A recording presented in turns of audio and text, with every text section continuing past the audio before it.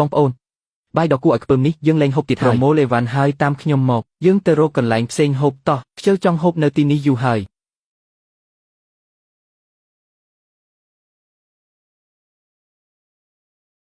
យអញ្ជើញចុះ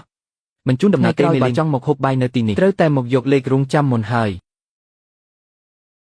យចាំមើលទៅវាងហ្វូគុយឯងនឹងដឹងឆាប់នេះហើយពេលដែលឯងវាបំបែកផ្លូវដែលអញក្រាលឲ្យឯងនឹងដឹងថាទីផ្សារពិតប្រាកដវាសំពងឯងយ៉ាងម៉េច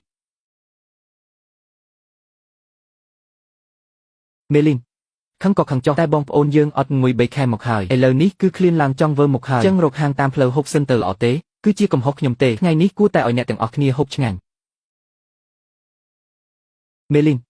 ក្នុងផ្លូវតូចនោះដូចជាមានហាងបាយឡើយតោះ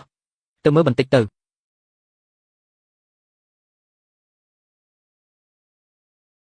ៅថៅកែមានយើងមានគ្នាច្រើនសុំថែមទៅបន្តិចមកមានតាបងអង្គុយមកបងខ្ញុំរៀបចំទៅជូននៅលើនេះហើ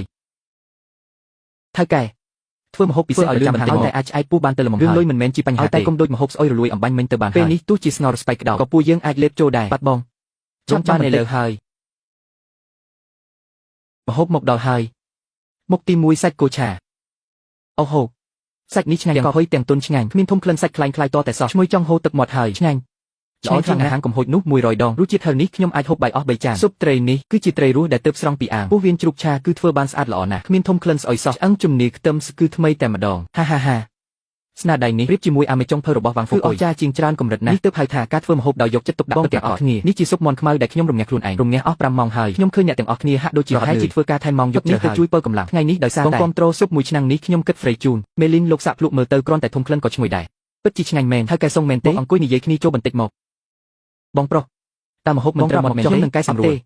វាឆ្ងាញ់ណាស់នេះជាបុគ្គលិកក្រុមហ៊ុនខ្ញុំកែសុងស្នាដៃលោកពិតជាគ្មានពីគ្រឿងផ្សំក៏សុទ្ធតែខ្ញុំមើលទៅហាងលោកដូចជាលក់មិនសូវដាច់សោះមេលីនមិនលាក់បាំងទេខ្ញុំធ្វើជាចុងភៅនៅក្នុងជួរកងតពេលបញ្ចប់ភារកិច្ចក៏មកបើកហាងមិនសូវចេះហើយក៏ក្បាលរឹងដែរខ្ញុំតែងតែគិតថាអ្នកបើកហាងបាយហូបឲ្យស័ក្តិសមនឹងមុនសការរបស់ខ្ញុំត្រូវទៅទិញនៅផ្សាររាល់ជ្រើសរើសតែសាច់ថ្មីស្រស់ព្រៃគឺត្រូវតែហែក្នុងអាងប្រេងឆាគឺខ្ញុំប្រើតែប្រេងម៉ាកល្បីប៉ុណ្ណោះប៉ុន្តែឥឡូវនេះសម័យកាលវាប្រែប្រួលយ៉ាងម៉េចឥឡូវនេះហាងធំនៅខាងក្រៅតែ5ហូបកញ្ចប់ស្រាប់កម្ដៅ microwave បន្តិចថ្លៃដល់វាហូបដូចដែលគេចំណេញគេយកទៅជួល idol ថតវីដេអូដើម្បីទិញក្មិនល្អខ្ញុំនៅកន្លែងហើយក៏មិនចេះផ្សព្វផ្សាយបោកប្រាស់តាមអនឡាញខ្ញុំស្ងាត់សូម្បីតែដើរចូលក៏មិនចង់ខ្ញុំ5ហូបគ្មានគុណភាពបែបនោះទៅបោកប្រាស់គេមិនបានទេវាខុសមេលីកាខ្ញុំមិនខាននេះត្រូវចំផ្ទះទៀតតែលោកខ្ញុំអស់ពីកងហើយខ្ញុំគិតថានឹងលក់ហាងនេះចេញហើយត្រឡប់ទៅស្រុកកំណើតវិញហើយបានជួបពួកលោកទុកថាជាការលក់ដាច់ចុងក្រោយរបស់ខ្ញុំទៅចុះហ្វូគុយប្រើសម្រាប់ឧស្សាហកម្មមកបោកប្រាស់គេយកលុយខ្ញុំទៅក្អេងក្អាងចំណែកពូសុងដែលយកចិត្តទុកដាក់ធ្វើជាត្រូវទីផ្សារជន់ឈ្លីនេះជាភាពយុត្តិធម៌ណាស់នៅក្នុងវិជ្ជានុក្រមរបស់លីនឈឹងគឺគ្មានច្បាប់បែបនេះទេនិយាយមកចាប់អារម្មណ៍ធ្វើការរកស៊ីគុំលេងសាច់នឹងខ្ញុំអីខ្ញុំរៀបនឹងបិទទ្វារទៅហើយមានការរកស៊ីអីគឺអញ្ចឹងហើយក្រុមហ៊ុនរួយស៊ីមរបស់ខ្ញុំទាំងថ្ងៃអាហារយប់រួមទាំងកម្មវិធីជប់លៀងប្រចាំឆ្នាំគឺប្រគល់ឲ្យលោកអាហារប្រចាំឆ្នាំប្រហែល3លានលុយនេះខ្ញុំនឹងប្រគល់ឲ្យលោកទាំងអស់មិនមែនលេងសាច់ទេមែនទេលានហាងកញ្ចាស់របស់ខ្ញុំនេះទទួលយកបានឈឹងខ្ញុំមិនដែលលេងសាច់ទេសម្លេងទូរស័ព្ទទឹកប្រាក់បានផ្ទេរចូល100000នេះគឺជាប្រាក់កក់ទូហាងចាស់បន្តិចក៏មិនអីដែរយកលុយនេះទៅទិញសម្ភារៈផ្ទះបាយថ្មីសិនទៅរកកូនកញ្ច្រែងរហ័សរហួន2នាក់មកខ្ញុំមានតែលក្ខខណ្ឌមួយគត់គឺរក្សាស្តង់ដារថ្ងៃនេះយកគ្រឿងសំអន់មកឲ្យបុគ្គលិកខ្ញុំតែលោកគោរពតាមគោលការណ៍របស់លោកខ្ញុំធានារ៉ាប់រងទាំងអស់មេលីនលោកទុកចិត្តចុះឲ្យតែខ្ញុំនៅមានដង្ហើមបាយរាល់ម៉ាត់ដែលបងប្អូនក្រុមហ៊ុនលោកហូបធានាថាមានអនាម័យមិនឲ្យខុសមិនសកាឡើយខ្ញុំហ៊ានប្រើសាច់មិនល្អសូម្បីតែមួយដុំបន្តិចស្លាកយីហោខ្ញុំបានឯងមិនមែនទៅគាត់ថាពួកយើងយកកន្លែងឯងធ្វើជាអាហារចំណូលពីភ្ញៀវហៃសូទេអញ្ចឹងខ្ញុំនឹងធ្វើតាមបំណងឯងខ្ញុំចង់មើលណាស់ពេលដែលឯងបាត់បង់អតិថិជនគោដូចជាក្រុមហ៊ុនរបស់ខ្ញុំហើយនោះហូបកញ្ចប់របស់ឯងរួមទាំងកេរ្តិ៍ឈ្មោះដែលបានមកពីការភូតកុហកចូលជើងក្នុងទីផ្សារពិតប្រាកដបានប៉ុន្មានថ្ងៃទៅ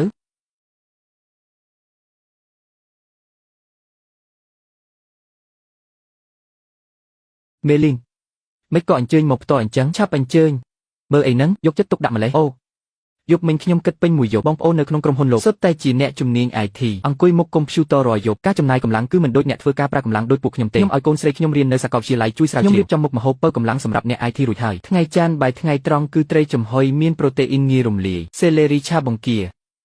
ស៊ុបឆ្អឹងជំនីក្របចៀមជួយភ្លឺភ្នែកយប់ថ្ងៃពុធបបរមាន់ខ្មៅជាមួយបង្គាមិនទ្រលាន់ហើយមិនប៉ះពាល់ដល់ដំណេកមេលីនទុកចិត្តចុះបាយថ្ងៃត្រង់ជើងទី1ខ្ញុំបានចាត់ឲ្យគេដាក់ប្រអប់រក្សាកម្ដៅយ៉ាងល្អទៅក្រុមហ៊ុនរួចហើយធានាថាពេលបងប្អូនយើងញ៉ាំគឺនៅតែក្ដៅងូតតែម្ដងម្ហូបគឺឆាភ្លាមមិនប្រើម្ហូបកញ្ចប់ដាច់ខាត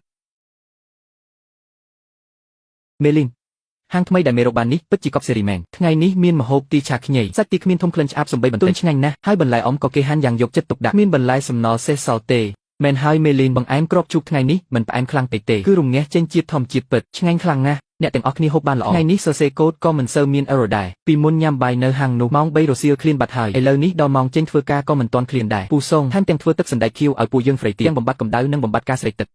វិនិយោគលើពូសុងគឺជាការដើរអុកដ៏ត្រឹមត្រូវបំផុតសម្រាប់ក្រុមហ៊ុនវិទ្យាដែលកំពុងស្ទុះឡើងសុខភាពនិងស្មារតីរបស់បុគ្គលិកគឺជារតនសម្បត្តិដែលលុយប៉ុន្មានលានក៏ទិញមិនបានដែរពេលថ្ងៃពេញហើយពួកអាដំកោតទាំងនោះពិតជាចិត្តរឹងមែនមិនឃើញមកសំបីតែម្ដង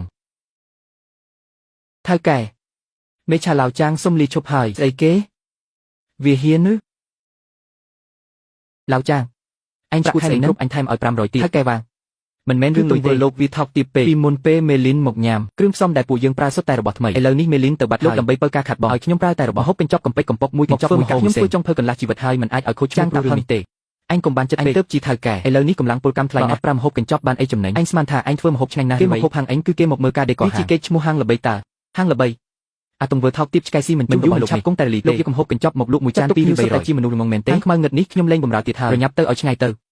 អញយកលុយខែរបស់ឯងក៏លើជួយអ្នកកម្ដៅ microwave បាន4នាក់ចេញមកហូបលឿនជាងឯង10ដងទៀតផងជូនដំណឹងទៅខាងក្រៅដំឡើងថ្លៃទាំងអស់គ្រប់មុខម្ហូបទាំងអស់ដំឡើងថ្លៃគុណនឹង3យើងដើរផ្លូវ high show តែម្ដងហើយទៅរកក្រុមហ៊ុនផ្សព្វផ្សាយដែលល្បីបំផុតប្រចាំតំបន់មកអស់លុយប៉ុន្មានក៏ហ៊ានដែរប្រម៉ូទហាងយើងឲ្យទៅជាហាងកម្រិត VIP ប្រចាំទីក្រុងតែម្ដងហាក្រុមហ៊ុនជួយស៊ីងអាលីនឆឹងធ្វើមួយហ្វុងសុទ្ធតែពួកអាដំកោតហូបបាយថោកស្មានតែអញរស់បានដោយសារតែពួកឯងមែនទេអញគ្រាន់តែផ្សព្វផ្សាយលេងក៏រកលុយបានច្រើនជាងពួកឯង10ដងដែរ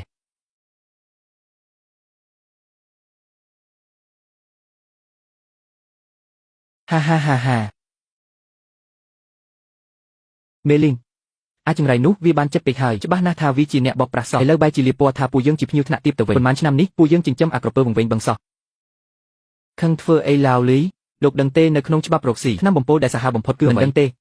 គឺការគ្មានសមត្ថភាពតែបែរជាជឿជាក់លើខ្លួនឯងនៅក្នុងធ្វើទីផ្សារតាមអ៊ីនធឺណិតអាចចប់លីមកឲ្យខ្លាយជាមាសលក់បានមែនទេអតិថិជន high show ដែលចាញ់បោកការផ្សព្វផ្សាយប្រហែលជាសុខចិត្តចំណាយលុយដើម្បីអួតតែម្ដងទេមិនមែនខ្វាក់ភ្នែកតែមិនមែនជាមនុស្សល្ងងដែលមិនដឹងរសជាតិឆ្ងាញ់ឬអត់នោះដែរកុំខ្វល់ពីវាទុកឲ្យពេលវេលាជាអ្នកវិនិច្ឆ័យចុះពុះសាប៊ូដែលផ្លុំឡើងដោយការភូតកុហកហោះកាន់តែខ្ពស់ពេលធ្លាក់មកវិញសំបីតែកំតិចក៏មិនសល់ដែរឆាប់នេះទេយ៉ាងយូរកន្លះខែទីផ្សារនឹងបង្រៀនវាឲ្យស្គាល់រសជាតិជីវិតហើយ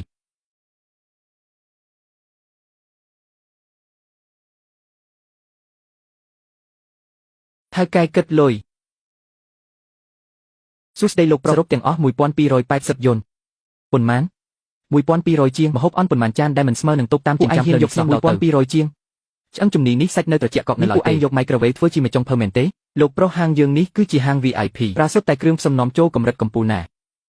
គ្រឿងផ្សំកម្ពុជាស្អីឯងខ្ញុំឃើញក្នុងវីដេអូពួកឯងផ្សាយឡើងកប់ខ្ញុំកំណំសង្សារមកក្នុងថ្ងៃខួបចុងក្រោយបានស៊ីសុទ្ធតែក្លិនសារធាតុរក្សាទុកលុយនេះខ្ញុំមិនតែហាងបោកប្រាស់របស់ឯងខ្ញុំនឹងបង្ហោះបរិហាកេកនៅលើអ៊ីនធឺណិតឲ្យមើលអាដំកោតគ្មានលុយស៊ីម្ហូបថ្លៃគុំមកធ្វើជាអ្នកមានបរិហាកេកផងអញចំណាយលុយរាប់សិបម៉ឺនធ្វើទីផ្សារនឹងការគ្មិនអាក្រក់របស់ឯងតែម្នាក់នេះទេចង្រៃអាពូដំកោតនេះមកគោអញតើអញស្គាល់ទេថាអ្វីទៅជាការចំអិនបែបសីតុណ្ហភាពទីប្រៃមិនអាចស៊ីចំណីល្អបានទេប្រញាប់ទៅស៊ីបន្លែទៅទីនេះយើងទទួលតែអតិថិជន high show ដែលយល់ពីជីវិតប៉ុណ្ណោះទេមេលីនអ្នកទាំងអស់គ្នាមើលនេះចាស់វ៉ាងហ្វូគុយនោះរលីហើយមានរឿងអីតាឈិនដែលជាអ្នកប្រឆាំងទំនិញខ្លាំងៗវីដេអូចុះឆែកហាង Chwi Follow នោះឥឡូវនេះឡើងដល់លេខ1ក្នុងការស្វែងរកក្នុងក្រុងហើយកំងស៊ុបគ្រឿងសមុទ្រមួយឆ្នាំងបងប្អូនទាំងអស់គ្នាស៊ុបគ្រឿងសមុទ្រតម្លៃ1500ទឹកស៊ុបនៅកណ្ដាលគឺមិនដល់40នេះមិនមែនជារបស់ស្នតទេនេះគឺប្រើ microwave កម្ដៅបង្ខំយកហើយវាជាភស្តុតាងដែលបញ្ជាក់ថាកម្ដៅមិនសព្វល្អយកសម្រាប់ឧស្សាហកម្មតម្លៃដាំ2យន្តមកវេចខ្ចប់ជាម្ហូបតម្លៃ2000យន្តនេះមិនមែនជារកស៊ីទៀតទេគឺជាការបោកប្រាស់យ៉ាងចំហតែម្ដងបោកប្រាស់ដែលគ្មានមុនសការបែបនេះប្រសិនបើនៅតែអាចបើកបន្តទៀតបានអតិថិជនគ្រប់រូបនៅទីនេះសុទ្ធតែមានចំណែកទទួលឲ្យខ្ពើមណាស់ពីមុនខ្ញុំបែរជាញ៉ាំនៅកន្លែងនោះអស់3ឆ្នាំទៅរួចធ្វើបានល្អណាស់ពេលនេះទេវតាក៏ជួយវាមិនបានដែរសាងអាក្រក់ទទួលបានផលអាក្រក់ឡើងកាន់តែខ្ពស់ធ្លាក់កាន់តែឈឺពិភពចំនួនគឺយុទ្ធធនឯងបោកប្រាស់ទីផ្សារនឹងកិនឯងឲ្យម៉ត់ដូចម្សៅអាឡូសួស្ដីថាម៉េចលោកចៅការកក់ទៅវិញក៏មិនយកហើយក៏មិនមកដែរបាទពួកឯងរកស៊ីសម្រាប់មនុស្សមែនទេស៊ុបហ្វឌីវជាងដែលខ្ញុំហូបច្បាស់ជាម្ហូបកញ្ចប់ហើយបើមិនអញ្ចឹងខ្ញុំនឹងមកហើយសូស៊ុបសំលុយពួកយើងមកវិញកុំវាយថៅកែត្រូវវឹកវក់អស់ហើយទូរស័ព្ទគេទៅមកចង់ទូហើយមានភ្ញៀវប៉ុន្មានអ្នកថាហូបហើយរៀបកំពុងតែវាកំតិចអីវ៉ាន់ពេញហាងហើយមិនក៏ទៅជាអញ្ចឹងដូចគេដាក់បណ្ដាសាអញ្ចឹងមិនក៏អាម៉ាប់ឈិនមកតាមដានខ្ញុំច្បាស់ជាបានចាយលុយបិទមាត់អ្នកសរសេរព័ត៌មានអស់ហើយតើថៅកែវ៉ាកុំខ្វល់រឿងវីដេអូអីទៀតលោកមើលនេះសិនទៅចុចនៅខាងឆ្វេងផ្នែកខាងក្រោមអ្នកអាចទស្សនាវគ្គពេញដោយគ្មានការកាត់បានតែម្ដង